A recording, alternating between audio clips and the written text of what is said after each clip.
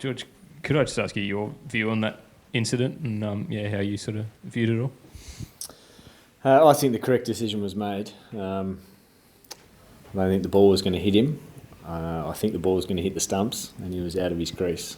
So I just don't think there's any need for him to put his hand up to defend himself. George, do you worry about how the spirit of the series might change after an incident like this? There was a lot of booing against Mitchell for basically the entirety of the rest of the match. Do you feel like the mood of the series has changed at all? I think the crowd like to boo Mitch over here, don't they? So they've probably been missing Mitchell Johnson for a couple of weeks, and that might wake them up a bit. And the North haven't had much cricket, so they'll get to see a bit of good cricket as well. So it should provide a bit of spark. But I think once everyone takes the emotion out of the actual thing and just works through the logical things, work through the law, work through the rule, and I think it's a basic decision, to be honest. George, you've got more captaincy experience than anyone else, I assume, playing today. What did you make of? Well, Steve Smith said he was a bit disappointed that Owen Morgan came out publicly, said that he was disappointed in Steve not withdrawing the appeal. Steve said he didn't like that Owen disagreed with it. What did you make of Owen coming out and saying that? He's obviously very emotional about it still, and that's fine. And he was out there, but once again, we think the ball was going to hit the stumps. He was out of his crease, and he put his hand up when the ball wasn't going to hit him anyway. So I think if the ball was going to go 4 metres wide, I don't think we would have appealed. It was the fact we think the ball was going to hit the stumps. And if he didn't put his hand up, we'd know if the ball was going to hit the stumps. So it's a big call for Owen to say that. I assume that means if that's how he feels about it, then any time a batter nicks one onto his pad and gets given out LBW or gets given out wrongfully caught behind, he'll call them back as well. But that's his prerogative as captain. And you were leading the team at the start of the World Cup, so am I right to assume that had the same thing happened during your leadership, the same outcome would have happened here? Yeah, it would have done. Yeah, I think the crowd got into it, which is great. But as I said, once the emotion is taken out of it, very comfortable with the fact that I think the ball was going to hit the stumps. He's out of his crease. To give it a different slant, if he'd hit the ball to cover and the throw was from cover and he was that far out of his crease and put his hand up, I think the same thing.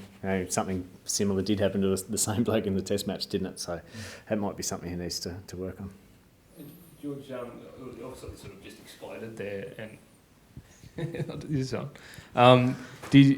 Steve's obviously just starting out as a captain. Like, were you sort of impressed with how he handled it, with sort of everyone coming at him like that? Who was coming at him? Oh, I mean, the discussions with Owen, and I suppose the noise from the crowd and just all the drama that was sort of surrounding it. I think the noise from the crowd helped us, but in terms of the decision itself, I thought Smudger worked through it really logically, as I hope I've just have as well. And as I said, I'm 100% sure, and the discussion in the middle was if the ball wasn't going to hit the stumps, we wouldn't have appealed. Owen said that Kumar Dharmasena told him on the ground that he thought the decision wasn't out because it wasn't like a nick or anything like that. Do you think it's a good thing that a decision like that is referred to someone who's not on the ground? Yeah, I've got no issues with it. I mean, I think we've got fantastic technology now. And I think that probably allowed the third or the fourth umpire to go through and double check that rule and see. I think the key words there were willfully and whether it was in self-defence. Ball wasn't going to hit him, so it's not really self-defence, and stuck his hand out to stop the ball hitting the stumps. George, is it right if I change the line of questioning? Yeah, that'd be terrific, Sam. I held up all right though, didn't I? Yeah. 50 today.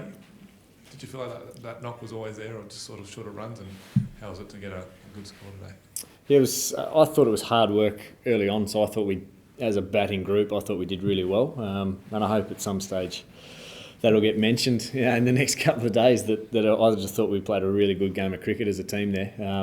To post that score, the ball was doing a lot early, and I thought Burnsy looked really good again. Terrific knock from Steve Smith, and we just took the game deep enough that allowed our hitters at the end to do what they do so well, and 3 really great innings from Watto, Maxi and Mitch Marsh. So we played a great batting game to our game plan, and probably posted a total that we thought was slightly above par. You lost your spot to Michael Clarke in the World Cup, but he's gone now. Do you feel like that spot's yours for the taking? Well, given I'm in there, yeah, it is. Yeah. Yeah. And what are your goals? Can you see yourself going to 2019, or is there a Champions Trophy, or is it just as long as you can? I actually haven't given it that much thought. That's probably more dictated by body as much as anything else. I'm loving playing and having a couple of young guys around and feel like I can contribute a lot to that and feel like I'm hitting the ball really well. So it's a combination of all those things about how long you go. And as Steve said, that Dave's going to miss 4 to 6 weeks with a broken thumb. Aaron Finch is going to come in for him. What can we expect from Aaron when he comes and joins the team tomorrow? Finchy. Well, I think we'll just get the same. Finchy's probably a little unlucky not to be in the squad to begin with. He's done really well for the last couple of years in that role. So, in terms of having someone like that to be able to come in, I think that's great for the squad. He hasn't had heaps of cricket, so he'll be really keen to get out and get some runs and contribute to hopefully knocking this series off. And Sure. sorry, I'll just last one before you get back to the stake stuff.